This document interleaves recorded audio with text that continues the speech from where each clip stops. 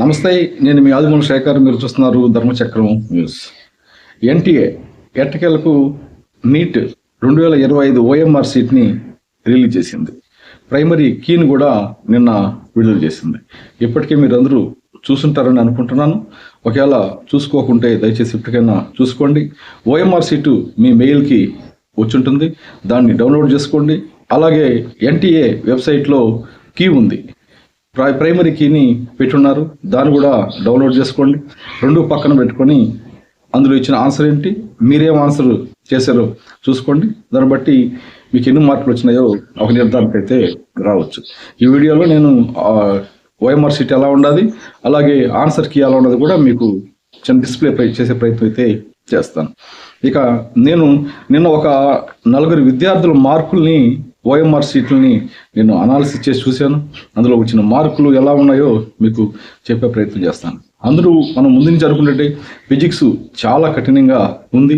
కొంతమందికి అసలు విద్యార్థులు టచ్ కూడా చేయలేకపోయారు. 5 ప్రశ్నలు, 6 ప్రశ్నలు, 10 ప్రశ్నలు ఇక్కడ వరకే పరిమితం అయ్యారు. ఇందులో టాప్గా మార్కులు వచ్చిన వాళ్ళ విద్యార్థుల గురించి చెప్పే ప్రయత్నం చేస్తాను. 440 మార్కులు దాకా వచ్చిన ఓ విద్యార్థికి ఫిజిక్స్లో 61 మార్కులు వచ్చినాయి, కెమిస్ట్రీలో 98, బాటనీలో 138, జువాలజీలో 140 వచ్చినాయి.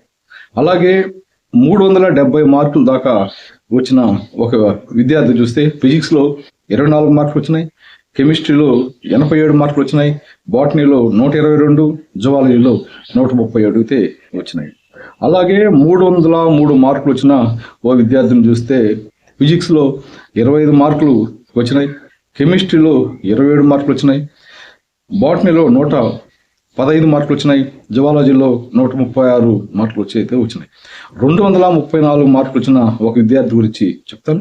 అందులో కెమిస్ట్రీలో -1, ఫిజిక్స్లో -1 అంటే రాసిన మార్కు ఏదో ఒక ప్రశ్న కరెక్ట్గా రాస్తే 5 ప్రశ్నలు తప్పుగా రాశారు, దాంతో -1 మార్కు వచ్చిన పరిస్థితి అయితే ఉంది.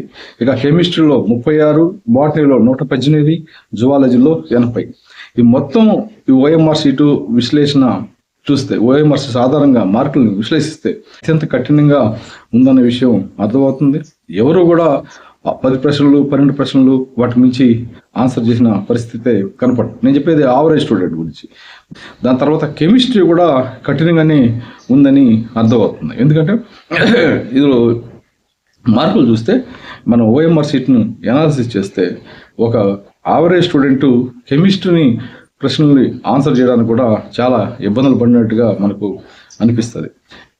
ఇక తప్పుల విషయంలో చూస్తే తప్పులు కూడా అదే విధంగా ఉన్నాయి.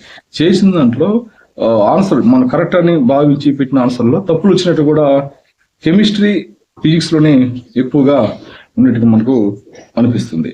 ఒక స్టూడెంట్ అయితే దీంట్లో నేను చెప్పాను కదా, 367 మార్కులు వచ్చిన ఒక స్టూడెంట్ కెమిస్ట్రీలో 12 తప్పు ఆన్సర్లు చేశారు. మొత్తం 24 కరెక్ట్గా పెడితే 12 మార్కులు, 12 క్వశ్చన్లు తప్పుగా పెట్టిన పరిస్థితి ఉన్నది. అలాగే 303 మార్కులు వచ్చిన ఒక విద్యార్థిని చూస్తే మొత్తం 13 ప్రశ్నలు కరెక్ట్గా ఆన్సర్ చేశారు. అలా ఇంకొక 25 క్వశ్చన్లకి తప్పిడేశారు ఆ కెమిస్ట్రీలో. దీంతోపాటు 440 మార్కులు వచ్చిన విద్యార్థిని చూస్తే దాదాపు 27 ప్రశ్నలకి కరెక్ట్గా సమాధానం రాశాడు. అలాంటి విద్యార్థి కూడా 10 ప్రశ్నల్ని తప్పుగా ఆన్సర్ చేసిన పరిస్థితి మనకు ఇక్కడ కనిపిస్తుంది. మొత్తంగా చూసినప్పుడు ఫిజిక్స్, కెమిస్ట్రీ అనేటివి విద్యార్థులకి కొరకరాని కొయ్యలాగా ఈసారి ఉన్నాయని చెప్పాలి. అందువల్లనే మార్కులు భారీగా తగ్గిపోయినాయి. ఏది ఏమైనా ఆ మార్కులు బట్టే ఇక ర్యాంకులు వస్తాయి. కాబట్టి ర్యాంకులు ఎలా ఉంటాయనేది మనం ఈ నెల 14వ తారీఖున తుది ఫలితాలు వచ్చే అవకాశం ఉంది. అప్పుడు ర్యాంకులు అయితే మనం చూసుకోవచ్చు. ఏది ఏమైనా విద్యార్థులకి ఇంతకాలం ఉన్న టెన్షన్కి రిలీఫ్ ఇస్తూ ఎన్టీఏ నిన్న ఓఎంఆర్ సీట్లని విడుదల చేసింది. ఇప్పుడు దీంతో విద్యార్థులందరూ తమకు ఎన్ని మార్కులు వస్తాయో ఒక స్పష్టతకి అయితే వచ్చేసారు. ఇక మిగిలింది ర్యాంక్ కార్డులు విడుదల కావడమే. నమస్తే.